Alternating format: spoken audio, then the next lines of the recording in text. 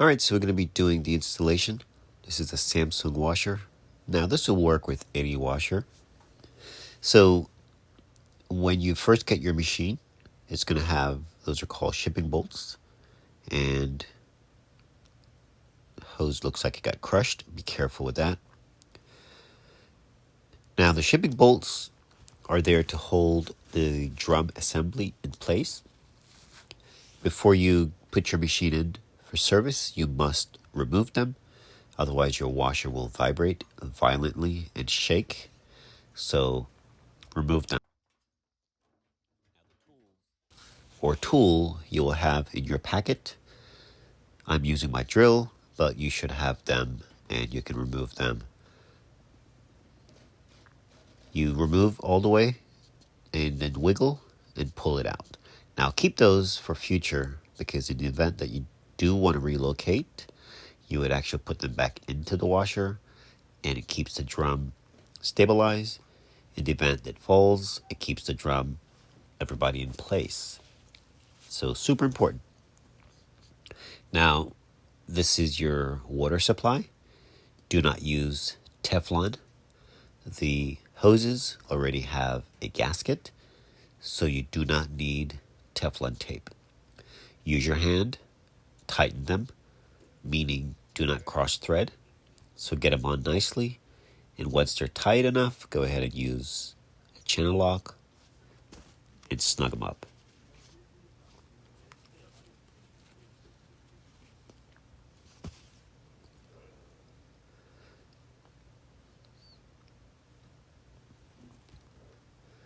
Now you can turn the water on. And what I like to use to check for leaks, I like to use two pieces of paper towel. First one, you wipe, make sure everything is nice and dry.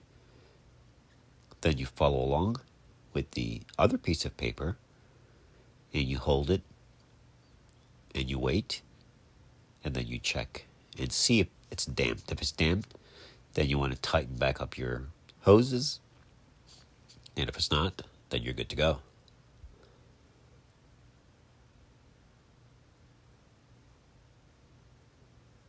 Nice and dry.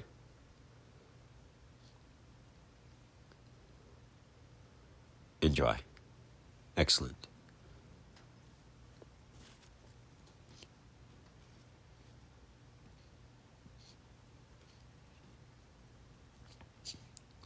All right, how much do you want to stick down the drain tube? I like to say anywhere from 9 to 12 inches per manufacturer. And you do not want to insert your entire drain tube or drain hose down the drain. That can cause mold and bacteria to grow onto it. Now, always secure with a zip tie.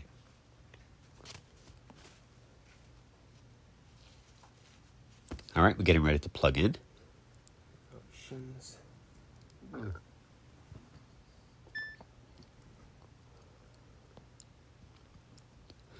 So it's a good practice. Go ahead and run the machine real quick. You do a small wash and a quick drain, and you're checking for leaks. And also make sure you level your machine. I did not show the leveling on this, but I will show it on the dryer. Now, dryers are pretty straightforward. Make sure that you use a good clamp.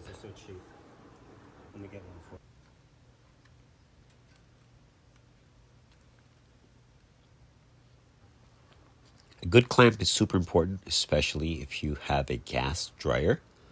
You have to remember carbon monoxide is a poisonous gas, and you want to make sure you have a good, tight connection. Now, while I was tightening this, I could feel that there was a hole under it, so I'm actually removing it back.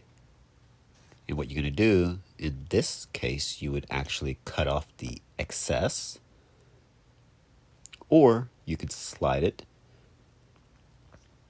or you totally bypass the cut or the hole,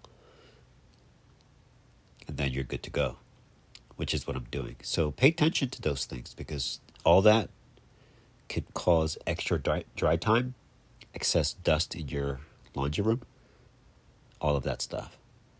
So once you're done securing it, all you have to do now, snug it up, make sure it's not leaking or able to be pulled off.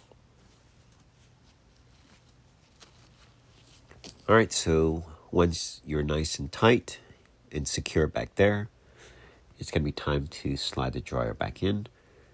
Make sure you get it nice and level. And of course, do not kink your dryer duct. Very important. Once it's slid in, make sure that it's not kinked or too close to the wall. That's going to increase your dry time, and it's not good for your electric bill or for your dryer. All right. That's your water connection. For the steam option, you would need an additional hose that would attach to the Y connection that you already have in your kit. So that can be done very easily. All right, so now we're plugging in, and we're going to slide the dryer back in. And of course, we're going to do our leveling. Pretty straightforward.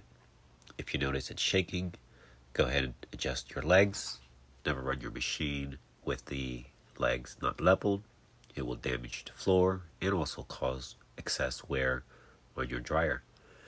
So get a level and adjust accordingly. All right, we're almost done. I'm going to link the video if you're not sure which cord you need, so you're able to get the correct cord for your dryer.